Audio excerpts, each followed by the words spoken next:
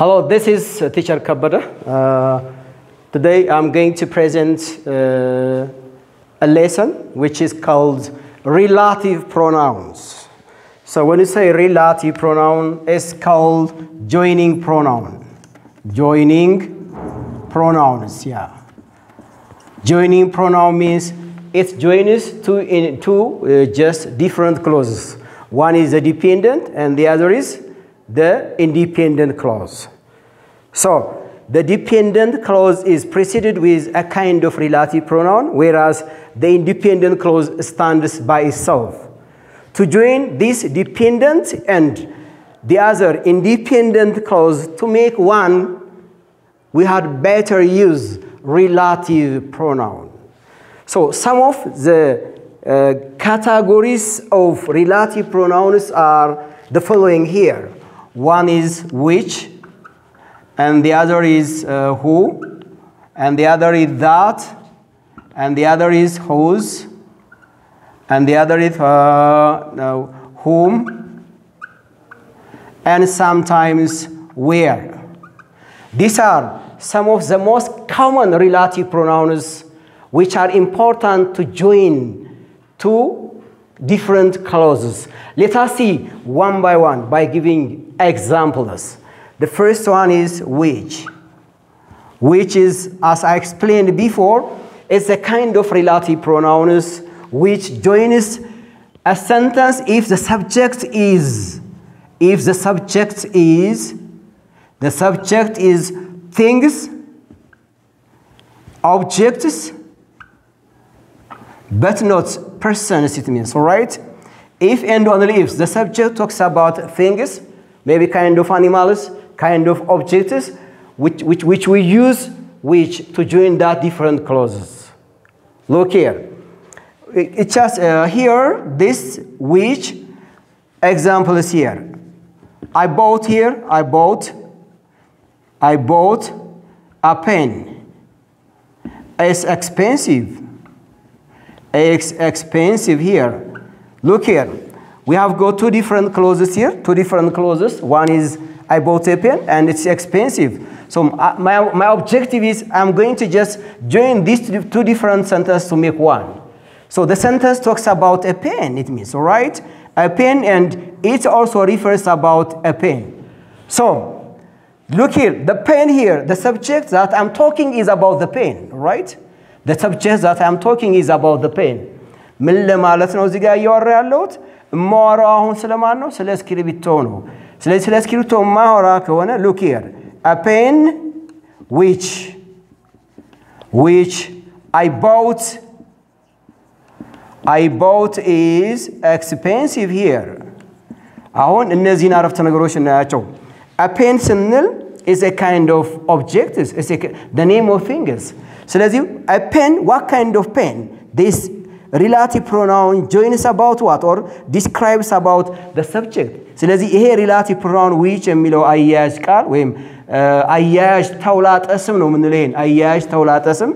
መግለጽ ማግኒፋይ ማድረግ የፈለገው pen የሚለውን ያረፍተ ነገሩን ባለቤት ነው ምክንያት አረፍተ ነገሩ የሚዋራው ስለማን ነው ስለ እስክሪብቶ ነው እኔ ስለገዛውት እስክሪብቶ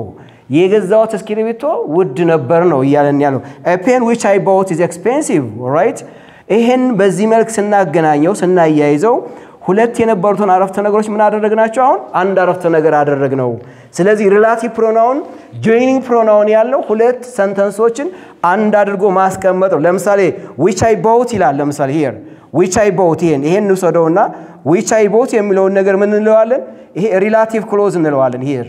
relative clause ነው ምንለው በደም እንየው which are beginning from the relative pronoun ካያያዥ ተውላጠ ስሙ ጀምሮ እስከዚህ verb ድረስ relative clause ነው because is part of the clause ነው part of the sentence ነው relative clause ስንል dependent clause ነው እዚህ ጋር dependent ነው yes dependent clause ስንል ጥገኛ ነው በማን ነው ተጠግቶ የተቀመጠው a pen is expensive በሚለው yes a pen is expensive በሚለው አሁን አረፍተ ነገሩን በዩት a pen is expensive main clause ነው independent clause ነው በዚህ ውስጥ ምን አለ which I bought የሚለው meaningless ነው በራሱ ቆሞ ትርጉም ሊሰጠን የሚችል አረፍተ ነገር አይደለም ስለዚህ ይሄን ምን እንለዋለን relative clause ማለት ናቸው relative clause ማለት part of clause ናቸው dependent ናቸው ማን ጋር ነው የሚሄዱት independent clause ጋር ተጠግተው የሚሄዱ ናቸው ስለዚህ relative clause ስንል አያያዥ ተውላጠ ስሞች ጋር የተያያዙ የተገለጹ ክሎዞች relative clause እንላቸዋለን ነው let me give you second example here the second example yeah the jacket is mine as blue look this example here I'm talking about the jacket here the subject signifies how the subject is blue it also signifies ማን ነው የሚገልጸው jacket የሚለው ነው እነዚህ ሁለት አረፍተ ነገሮች ምን ማድረግ ነው አላማችን ማያያዝ ነው look here the jacket ማዋራው ስለሱ ጉዳይ ነው ስለዚህ ማን እንጠቀማለን which yes which is blue which is mine is blue or which is blue is mine ይሄን አረፍተ እናየው ስለዚህ which የሚለው ማን ነው የሚገልጽልን ይሄንን ያረፍተ ነገር ባለቤት ጃኬት የሚለው ነው እየገለጸልን ያለ ነው ስለዚህ which is blue የሚለው ነገር ይሄ which is blue እቺን አረፍተ ነገር ያዋት which is blue ይሄኛው relative clause እንለዋለን ነው the jacket is mine ደግሞ ይሄን አረፍተ ነገሩ ሰዱትና look here the jacket is mine የሚለው ይሄኛው independent clause ነው ምንለው ስለዚህ ይሄ relative clause ከዚህ independent clause ጋር አንድ ጋር ታያይዞ የተቀመጠ የተዋቀረ አረፍተ ነገር ነው በማን ተዋቀረ በዚህ relative pronoun ተዋቅሮ ተቀመጠ ነው ስለዚህ ምን ማለት ነው whichን እንደ አያያዥ ተውላጠ ስም እንጠቀም ከሆነ አረፍተ ነገር ባለቤቱ የሚዋራው only things objects and animals መሆን መቻል አለበት ነው yeah ስለዚህ ፈተና ላይ እንዴት ልመልሰው እንችላለን I will give you some examples all right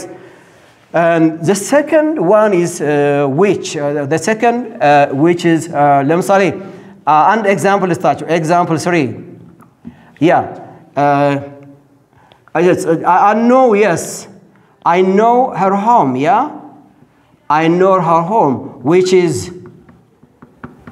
is far from here ይሄን አረፍተ ነገር simply አንድ አረፍተ ነገር መጻፍ ስንፈልግ እኔው እንዴት ልንጽፍ እንችላለን ምክንያታችን ምንድነው I know her home which is far from here ስለዚህ I know her home ስንል ይሄ አረፍተ ነገር እየገለጸ ያለው ይሄኛው አረፍተ ነገር እየገለጸ ያለው ስለማን ነው ስለ ቤት ነው የሚገልጸው sometimes እንዲህ አይነት አረፍተ ነገሮች ሊያጋጥመን ይችላል ምናልባት አንድ ጊዜ ያረፍተ ነገር ባለቤቱ I ነው ስለዚህ I ከሆነ whichን አንጠቀም የሚል ሴንስ እንዳይመጣ basically ይሄ አረፍተ ነገር የሚዋራው ስለማን ነው እዚህ ጋር ስላለው ኦብጀክት ነው ስለዚህ I know her home ስንል የአረፍተ ነገር ኦብጀክት ነው ይሄ እየተገለጸ ያለው በማን መሆን አለበት ነው በዚህ relative pronoun which መገለጽ አለበት ነው ስለዚህ አንድ ጊዜ እንዲህ አይነት ኮንቴክስቶች ሊያጋጥሙን ይችላሉ ይሄ the first case ነው ሁለተኛው relative pronoun which is called who ነው ምንለው it talks about person ነው person or ምን ማለት ነው ይሄ ማለት we can just use who instead of what instead of he she we and here and followed by look here followed by verbs it mean አሁን በደም እናየው እዚህ ጋር ምን ማለት ነው ይሄ ማለት who ስንጠቀም ልክ እንደ which persons አይገልጽም maybe if the choice is restricted ልንጠቀም እንችላለን most of the time ግን person የሚገልጽልኝ ይሄ relative pronoun ነው who ምን ማለት ነው instead of writing for the personal pronoun he she we they and you በእነዚህ ፋንታ ማንን ተከተል ምንገልጽበት ነው ይሄን relative pronoun ተከተል ምንገልጽበት ነው ይሄ ማለት እነዚህን አውጥተን ይሄን ምንንተካ ከሆነ ማንን ተከትሎ መሄድ መቻል አለበት ማለት ነው verb ተከትሎ መሄድ መቻል አለበት እሱ ነው የመጀመሪያ ጉዳያችን ሁለተኛው if and only if the subject is always person we have better use this relative pronoun who let me just give you one example is here he the doctor lives next to my door let me just write on this way here Look at the examples here. The doctor works in private clinic. He lives next to my door. ይሄን አረፍተ ነገር በደንብ ይዩት። አሁን ማወራው ስለማን ነው? ስለ ዶክተር ነው። የት ስላለው ዶክተር? ፕራይቬት ክሊኒክ የሚሰራውና ከኔ ቤት አጠገብ የሚሰራው ከኔ ቤት ጎረቤት ሆኖ የሚኖረው ማለት ነው። ስለዚህ አረፍተ ነገሩ ሲምፕሊ ፐርሰን ነው የሚገልጽልን። ይሄን እንጠቀማለን። ሶ የመጀመሪያው ነገር the doctor እዚህ ጋር ስለምንድን ነው የምናወራው? ሂ ነው the doctor look here instead of writing for the subject he I can substitute with the correct relative pronoun who ቅድም ብያለሁ በእነዚህ personal pronoun ፈንታ ተክተን የምንገልጽበት አያያዥ ተውላጠ ስም ነው yes the doctor ስለዚህ ይሄን ተከዋለሁ who lives next to you my door is what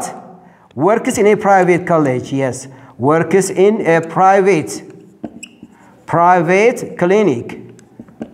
yes madam the doctor I'm talking about the doctor look here so this relative pronoun who which modifies about the subject doctor it means ስለዚህ ቅድም ያለው ይሄ የሚገልጸው ያረፍተ ነገሩ ባለቤት ምን ሲሆን ነው ፐርሰን ሲሆን ነው ያለው ይሄ ፐርሰን ነው ሞዲፋይ የሚያገልጸው አይደንቲፋይ የሚያደርገው ዶክተር ነው so who lives next to my door እዚህ ጋር ያለውን verb ይሁት ይሄኛው ከሁ ቀጥሎ ያለው ቃል ምንድነው verb ነው ምክንያት እዚህ ጋር ያለውን ተውላጠ ስም ስናወጣው የሚቀረው verb ነው ይሄ relative pronoun ደግሞ ተከትሎ የሚሄደው ማለት ነው ይሄን verb ተከትሎ ይሄዳል ማለት ነው ስለዚህ who lives next to my door ይሄን አረፍተ ነገር ይሁን lives next to my door ይሄኛው ምን እንለዋለን which is called relative clause እንላቸዋለን እነዚህን relative clause እንለዋለን ምክንያቱም ከrelative pronoun እስከ ዚህኛው ፓርት ድረስ relative clause ነው ለምንድነው dependent ነው በራሱ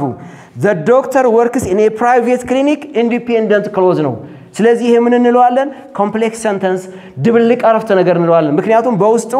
አንድ ጥገኛ ራሱን ያልቻለና አንድ ራሱን የቻለ በራሱ ትርጉም ያለው አረፍተ ነገር ስላለው ይሄንን complex ወይም ድብልቅ አረፍተ ነገር እንላቸዋለን ነው ስለዚህ ምንድነው ፎከስ የምናደርገውኛ ሰብጀክታችን ያረፍተ ነገሩ ባለቤት ልክ እንደዚህ ፐርሰንን የሚገልጽ ከሆነ ይሄንን አያያዥ ቃል መጠቀሙ በአረፍተ ነገሩን complete and meaningful ያደርገዋል complete and meaningful ያደርገዋል let me just give you one example here ሌላ ምሳሌ እንውሰድ how who just joins two sentence if the sentence refers about person here look here the person look here who lives or we can say it who told me the truth is my neighbor the person who told me the truth is my neighbor how look here አሁን የጥያቄ ምንድነው I'm talking about the person ስለነገረ ሰውዬ ነው ይሄ ከሆነ ደግሞ ማንንም ተጠቀማለን ይሄን relative pronoun ተጠቀማለን ይሄ ማለት he ማለት ነው yes the person he told me ነው ስለዚህ instead of writing the subject he we are based substitute who መጠቀም እንችላለን ይሄንን ስንገልጸው who told me the truth ይሄው ለምሳሌ ይሄን እንበት ነው እስኪ the person is my neighbor look here he told me the truth ይሄው ቅድም እዚህ ጋር ታይዞ የነበረውን አረፍተ ነገር አሁን ምን አደረግነው ለሁለት ከፈል ነው yes I'm talking still ስለማን ነው ማራው the person ነው ይሄም የሚገልጸው the person ነው ስለዚህ the person ካልኩ በኋላ the person here who told me here all right ምክንያቱም እዚህ ጋር ፍንጭ ሰጠኝ ነገር አለ ይሄም የሚገልጸው እዚህ ጋር ያለው ሰብጀክት ነው ስለዚህ በዚህ ፈንታ ላይ ማን መግለጽ አለብኝ ማለት ነው ይሄን relative pronoun ማያያዝ መግለጽ አለብኝ ለዚህ ነው ይሄን አረፍተ ነገር ወደ ቅድሙ ወደ መጀመሪያው ቦታ የዘረዘረው የገለጸው ማሳየት የተፈለገው ይሄን ፓርት ስለሆነ ነው ይሄ ሁለተኛው የrelative pronoun አይነት ነው ሶስተኛው ላይ ስንመጣ whose ነው የምመጣው who ስንል it is still to talk about ምንጠቀምበት person ነው yes person and sometimes ልንጠቀም እንችላለን things እንጠቀማለን animals መጠቀም እንችላለን እንዴት ነው ምሳሌዎች እናለን possession yes possession ነው የሚገልጽልን and use instead of this one instead of በእነዚህ ፈንታ ላይ ነው የምንጠቀም instead of his ልንጠቀም እንችላለን her ልንጠቀም እንችላለን our ልንጠቀም እንችላለን my ልንጠቀም ያ it's look ያቸው and here followed by nouns yes followed by nouns yes ምንን ተከትሎ ይሄዳል ምንን ተከትሎ ይሄዳል ይሄ በደንብ ያዙኝ if the subject is person and thing is animals whose መጠቀም እንችላለን it talks about possession means belongingness it means something is belonging to someone a proprietor owners ነው የሚገልጽልኝ የኔነትን ነው የሚገልጽልኝ ይሄ ማለት ነው ስለዚህ whose ምንጠቀም ከሆነ በእነዚህ possessive adjectives ቦታ ላይ ነው ምንተካቸው ቅድም whose ስንጠቀም subjective caseዎችን እያወጣን እነሱን ተካለን ነው እዚህ ጋር ደግሞ whose ስንጠቀም possessive adjectiveዎችን እያወጣን በእነሱ ቦታ ላይ ማን መጠቀም አለብን whose እንጠቀማለን ነው ይሄን ካልን በኋላ ይሄኛውን መጠቀም ካለብን ተከትሎ የሚሄደው ምንድነው ነው ናውኖችን ነው ምክንያቱም adjective ነው possession ይገልጽልናል ነው ይያልን ያለ ነው ለምሳሌ ምሳሌዎችን ነይ look here example is here look the example is here look the example is here I know the woman look here I know the woman her husband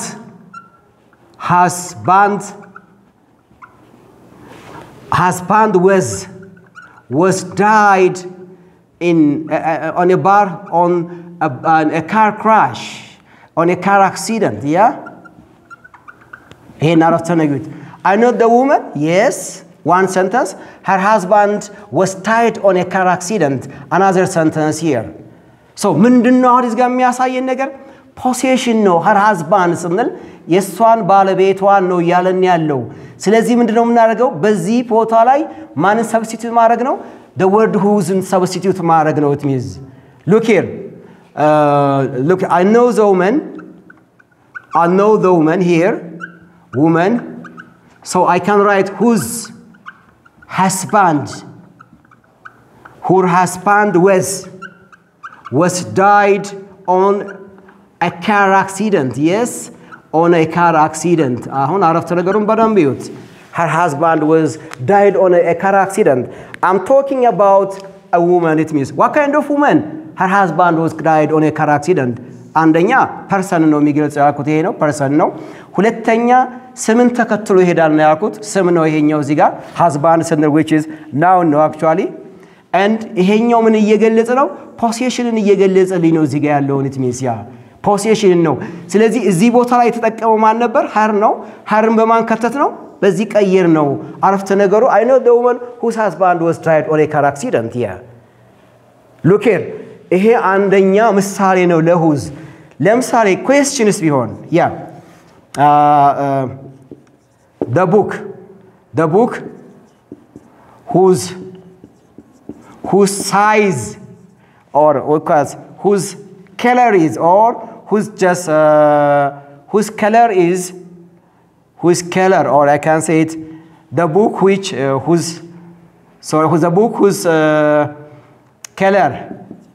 color is red is mine look now actually here I'm talking about the book and it's called it's a kind of actually an adjective so we sometimes use on this way the other one the house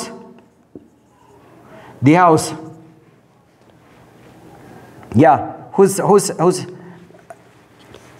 yeah and here the boy whose book was stolen is my friend look this example is please here look the example is the book whose book is yeah in after nagarut the boy whose book was stolen is my friend I'm talking about the boy and it talks about and it's followed by with this noun ምን ማለት ነው the boy his book was stolen is my friend ለማለት ነው ስለዚህ who ስንጠቀም ከሱ ቃል ቀጥሎ ያለው ነገር ወይም ቃሉ ይወስነናል እዚህ ጋር verb ቢሆን who's መጠቀም አንችልም adjective ቢሆን who's መጠቀም አንችልም ሌላ ነገር ቢሆን መጠቀም አንችልም ስለዚህ እዚህ ጋር ያለው ቃል ስለሚመራን proprietors or owners ነው possession ሊገልጽ ስለሚችል ይሄንን ቃል እንጠቀማለን ይሄንን relative pronoun እንጠቀማለን ስለዚህ who's ከwhich እና ከwho የሚለይበት possession ነው የሚገልጸው በእነዚህ possessive adjectives ቦታ ተከተን የምንገልጸው ነው and also ስሞችን ተከትሎ የሚሄድ አያጅ ተውላጠ ስም ነው who's ስለዚህ እሱን እናያለን የሚቀጥለው የምናየው which is another relative pronoun ማን ይሆናል whom ይሆናል whom ከነዛኞች የሚለይበት መንገድ የተለየ መንገድ አለው whom ማለት ከነዛ ጋር ተመሳሳይ አጠቃቀም አለው person ነው የሚገልጸው we can just use person in objective case yes object of the verb it means or we can say it object of the verb አያችሁት object of the verb ማለት አረፍተ ነገሩ የሚያወራው ስለ አረፍተ ነገሩ የሚያወራው object ላይ ስለተቀመጠው person ከሆነ አያጅ ቃልነት የምንጠቀምበት whom and sometimes who substitute ሊያደርገው ይችላል ለምሳሌ አንድ ምሳሌ I know the man look here I know the man look here the man is a journalist yeah the man is a journalist look here this is the subject and this one is the verb and this one is what object of the verb የሚላችሁ ይሄን ነው ስለዚህ ይሄ አረፍተ ነገር እያወራ ያለው ስለ አረፍተ ነገሩ ባለቤት አይደለም ስለማን ነው ስለ ኦብጀክቱ ነው እዚህ ጋር እያወራ ያለው ስለ ኦብጀክቱ ነው ይሄን አረፍተ ነገር አያይዙ ብለን ብንሰጥ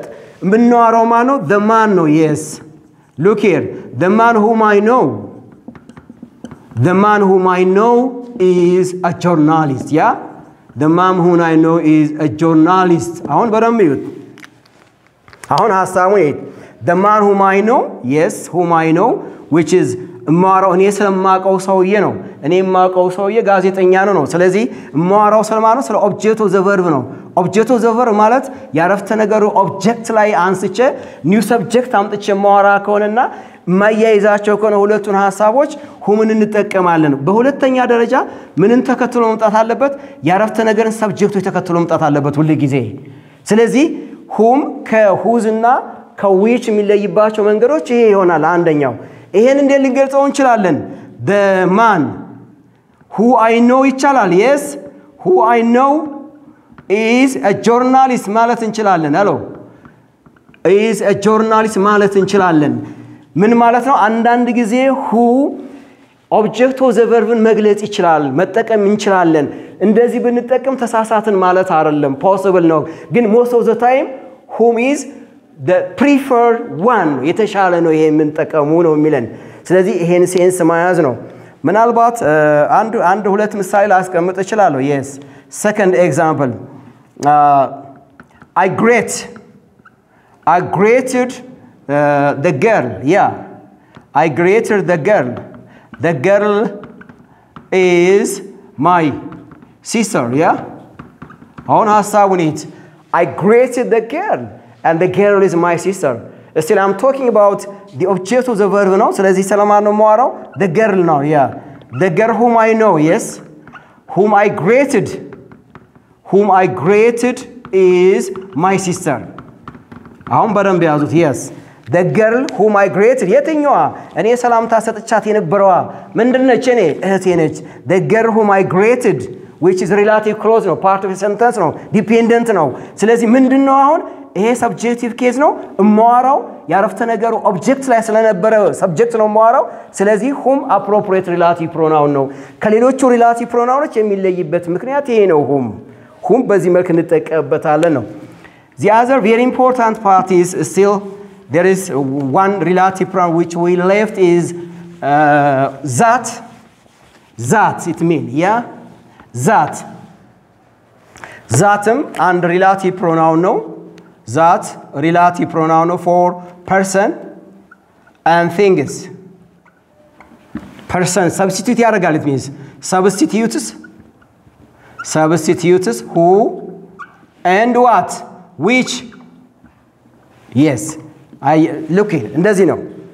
ዛትን የምንጠቀም ከሆነ ማንን ሰብስቲት ያደርግልናል የዊችንና የሁን ስራ ሰብስቲት ያደርጋል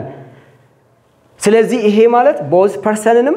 things and animalsን መግለጽ ይችላል ለምሳሌ አንዳንድ ምሳሌዎችን እያየን እንድ Yeah, ለምሳሌ the boy look here the boy that I know yeah that I know is our classmate yeah አሁን የናሳው the boy that I know is our classmate ማን ስለማን ነው person ነው የሚገልጸው ስለዚህ possible ነው yeah and the other the book that I use yes that I use is interesting አሁን የናሳው I'm talking about the book it's a kind of things yeah that I use is interesting ስለዚህ both አረፍተ ነገር ልክ በዚህ ኬስ ከሆነ ዛትን ሰብስቲቱት አድርገን መጠቀም እንችላለን ለምሳሌ the book which I use is interesting ማለት እንችላለን ይሄ ማለት the book that I use is interesting ይሄ አገላለጽ ይሄን አሁን የምንነጋገረው ጉዳይ በተለይ ራይቲንግ ስንጀምር መጽሐፍ ስንለማመድ basically እነዚህ ነገሮች እንዴት ማያያዝ እንደሚገባን የግድ ማወቅ ይጠበቅብናል ማሳየት የፈለኩትም ይሄ ነው very interesting በጣም ጥሩ እስኪ አንድ ሁለት ሶስት ጥያቄዎችን ለመስራት እንሞክር basically ስለ እነዚህ relative pronouns for instance look here the book or the jacket the jacket which our is expensive yeah expensive here the choices are which and B who and C whose yeah the second example and the house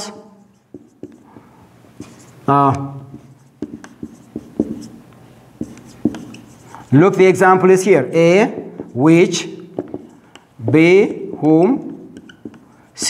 and that the third example here yes the girl yes left from the town is an actress A who B whom C whose simply as the sake of practicing how much you understand this lesson relative pronouns yeah ምን ያክል ተረታችሁታል የሚለው ነገር ማየት ስለፈለኩ ነው እነዚህን ጥያቄዎች እዚህ ጋር እየጻፍኩ ያለሁት yes and the fourth one is the old man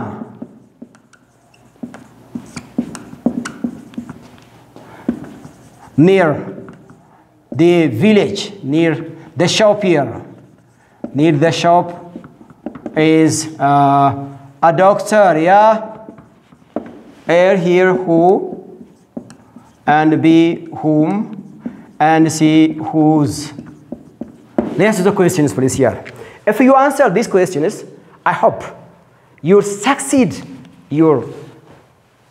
matriculation yeah number 1 the jacket I wear is expensive look here እዚህ ጋር ማያት የሚገባን እንዲህ አይነት ነገር ሲመጣ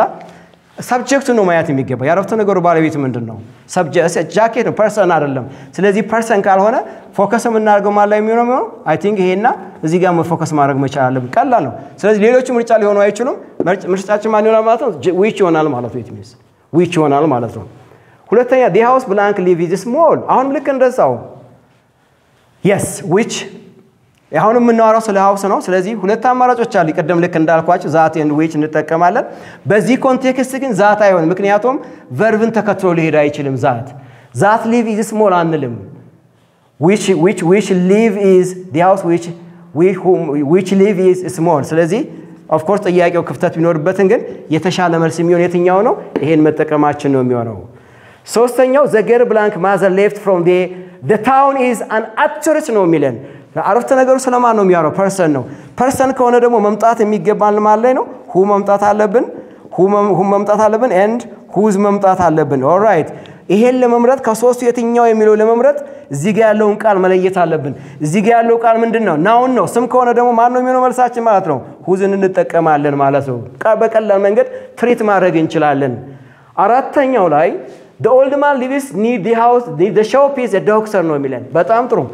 ስለዚህ አረፍተ ነገሩ የሚያወራው ስለማን ስለ old man ነው አሁንም ልክ እንደምንዳነው whom እና who'sን እንጠቀማለን ማለት ነው ስለዚህ ሶስቱም ፐርሰንን ቢገልጹም አጠቃቀማችን ቤዚካሊ ልዩነት አላቸው ስለዚህ ከባዶ ቦታ ቀጥሎ ያለውን ቃል ነው ምንመለከተው ስለዚህ ይሄ ማለት he lives ማለት ነው instead of using he lives ማን መጠቀም አለብን correct relative pronounችን who ነው ስለዚህ በቀጥታ ማንን እንመርጣለን ማለት ነው who የሚለውን relative pronoun እንመርጣለን እንዲህ አይነት ጥያቄዎች ስንመልስ ሲስተማቲክ ሆነን ነው ምንመልሳቸው ስለዚህ totally በዛሬ ያየነው ሌሰን relative pronoun ነው the importance of relative pronoun how the different parts of relative pronoun joins to make a sentence complex sentence እንዴት ሊመሰረቱ ይችላሉ የሚለውን ነው ማየት የተፈለገው Thank you very much.